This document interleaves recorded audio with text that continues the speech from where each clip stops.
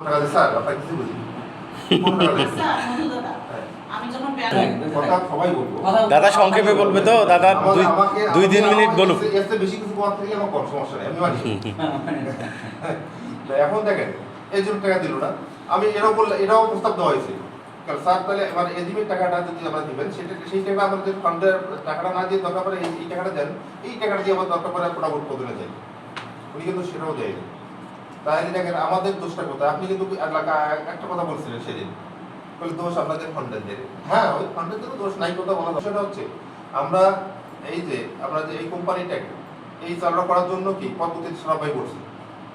এখানে প্রোডাক্ট উৎপাদনের জন্য কি করলো খুব প্রেশার কিন্তু আমাদের প্রত্যেকটা ব্যক্তিকে দেখতে পারে যারা সবাইকে প্রেশার দিচ্ছে যে টাকা দেওয়ার জন্য আমরা কিন্তু টাকা দেওয়ার জন্য অলরেডি স্যার রেডি করছে টাকা টাকা এটা আপনি তো দেননি দিয়েছেন 1 লাখ টাকা সরাবের মাধ্যমে আমাদের চেয়ারম্যান হাত দিয়ে 1 লাখ টাকা দেওয়া হলো এটা দিয়ে আমাদের টাকা উনি বলছিল যে আপনাদের 1 টাকা দেন আমি 10 টাকার পণ্য দেবো তারপরে 1 টাকাটা আজকাল করতে করতে প্রায় 1 মাস পরে হয়ে যায় এখন পর্যন্ত আমাদের কোনো 2 মাস কোনো র মেটেরিয়ালস নাই কোনো কাঁচামাল নাই কোনো প্রোডাক্ট নাই আমাদের তাহলে আমরা যে দিলাম তাহলে আমাদের দোষটা কথা দিছি তো উনি তো এই টাকার থেকে বেশি টাকা না তো 1 লাখ টাকার পণ্যটা দেখ আমরা অন্তত প্রোডাকশনে যেতে পারি সেটাও দিল না। এখন ব্যাপারটা হলো যে দেখ আমরা হয়তো বা আমাদের